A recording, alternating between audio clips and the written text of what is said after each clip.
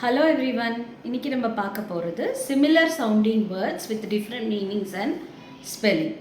அதாவது உச்சரிக்கும் போது ஒரே மாதிரி இருக்கும், நம்மளை கேட்கும்போது அதோடைய ப்ரொனன்சியேஷன் வந்து ஒரே மாதிரி இருக்கும், பட் அதோடைய ஸ்பெல்லிங் வந்து ஸ்லைட்டாக டிஃபர் ஆகும், மீனிங்கும் டிஃபர் ஆகும்.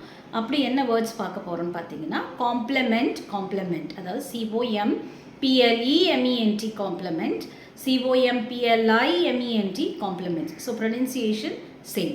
ஸோ இப்போ டிஃப்ரென்ஸ் என்ன அப்படின்னு பார்க்கலாம் வாங்க. எப்பயுமே காம்ப்ளமெண்ட் அப்படின்றத யூஸ் பண்ணும்போது ஒரு கன்ஃபியூஷன் இருக்கும். ஸோ COMPLE எங்கே யூஸ் பண்ணுறது, COMPLI எங்கே யூஸ் பண்ணுறது அப்படின்ற கன்ஃபியூஷன் இருக்கும். ஸோ இன்றைக்கி நம்ம கிளியராக பார்க்கலாம் வாங்க. காம்ப்ளமெண்ட், COMPLEMENT காம்ப்ளமெண்ட் அப்படின்னா to support or to enhance or to complete. ஒரு விஷயம் இன்னொரு விஷயத்தை சப்போர்ட் பண்ணுது அப்படின்றதுக்கு வந்து நம்ம காம்ப்ளமெண்ட் அப்படின்னு சொல்லி பயன்படுத்தலாம். எக்ஸாம்பிள் பார்த்தீங்கன்னா, the new carpeting complemented the room very well. அது புதுசாக போட்டிருக்க கார்பெட் வந்து இந்த ரூமுக்கு ரொம்ப நல்லா இருக்குது, பார்க்குறதுக்கு சப்போர்ட் பண்ணுது அப்படின்ற மீனிங்கில் பயன்படுத்துவோம்.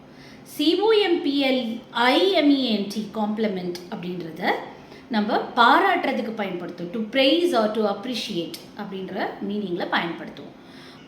She complimented my drawing skill அப்படின்னா ஷீ ப்ரைஸ்ட் மை ட்ராயிங் ஸ்கில்னு அர்த்தம்.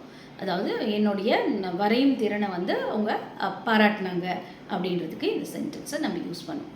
இந்த COMPLIMENT காம்ப்ளிமெண்ட்டை இன்னொரு மீனிங்லேயும் பயன்படுத்துவாங்க, கிஃப்ட்.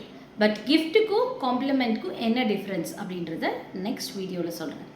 தேங்க்ஸ் ஃபார் வாட்சிங்.